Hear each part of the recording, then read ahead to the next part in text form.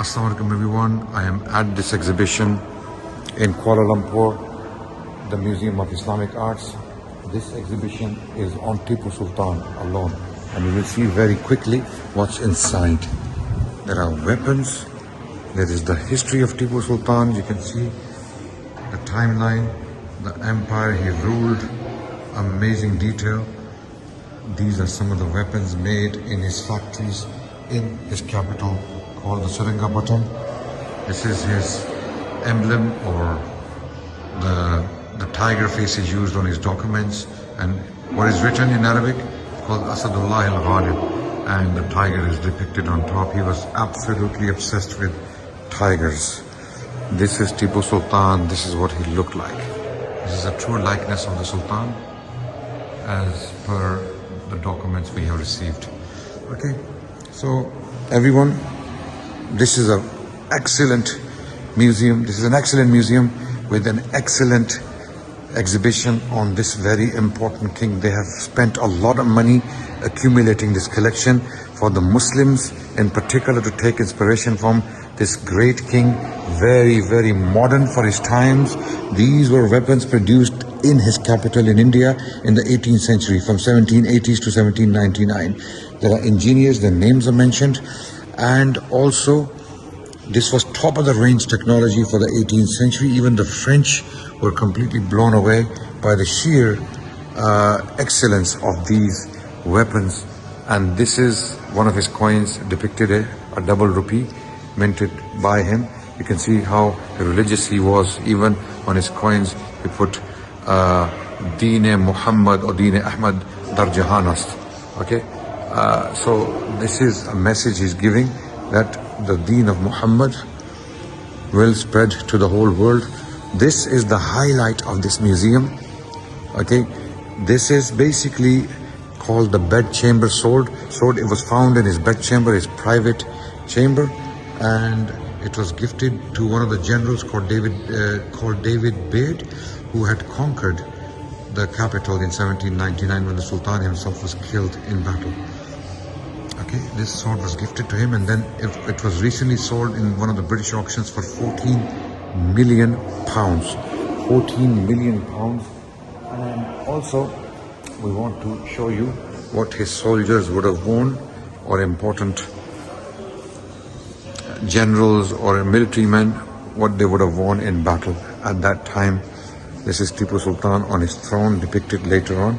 This throne was completely dismembered, or deassembled, as they say, or broken up, okay, in easy language.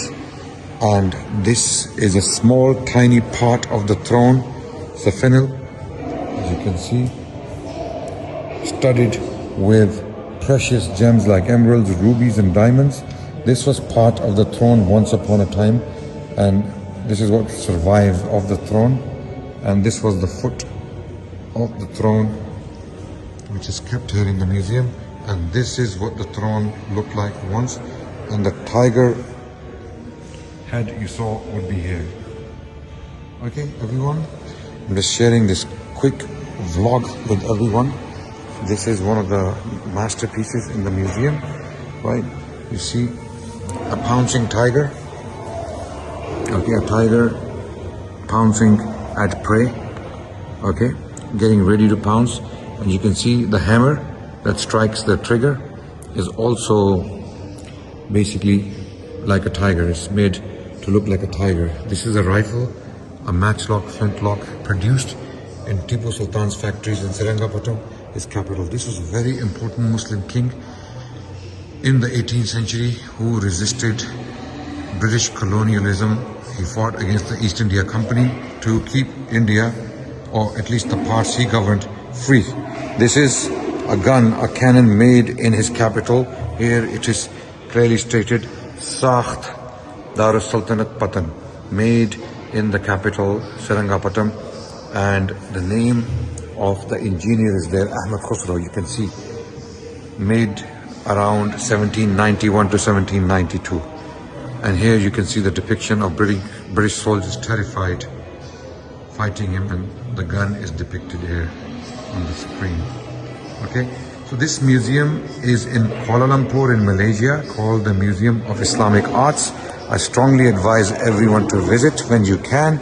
If you happen to be here in Malaysia, this is also another gun made in Seringapatam. It says Sakht Darus Sultanate Patan, made in the capital Seringapatam.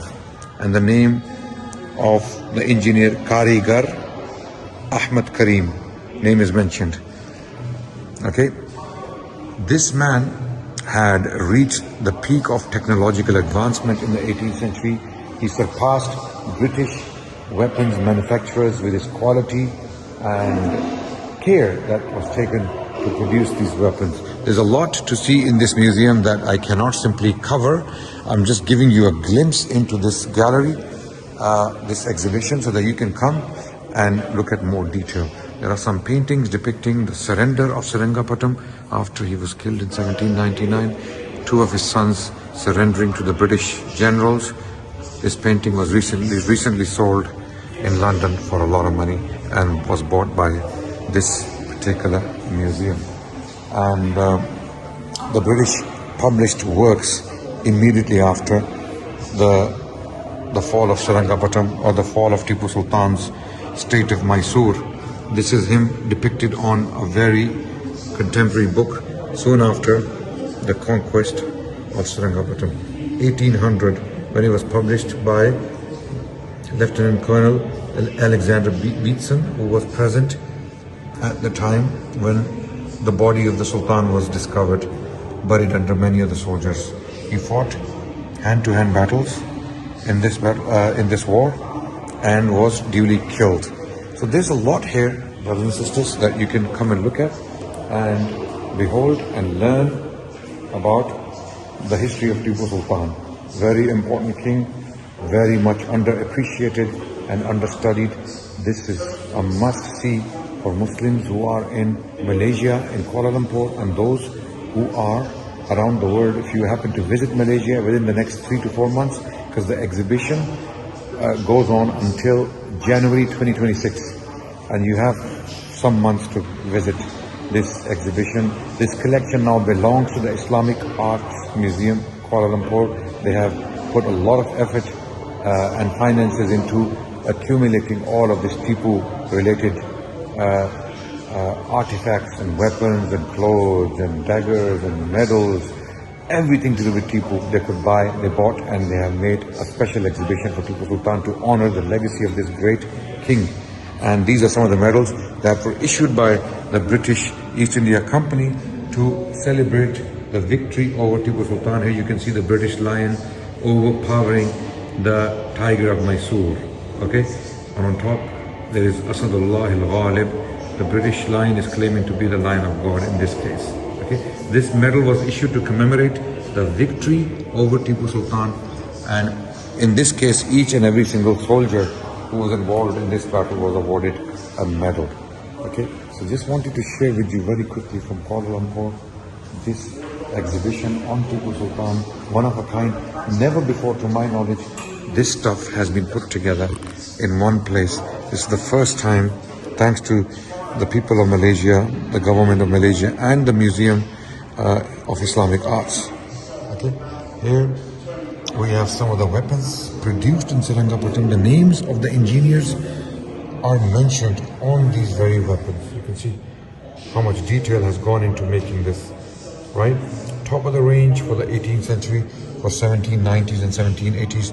No one else in the world was producing matchlocks or flintlocks like this. Look at the amount of detail that's gone into producing this, right? This was a double shot, basically. This gun would shoot 2 bullets or more than 1 bullet at a time. Maybe the first attempt to produce semi-automatic weapons.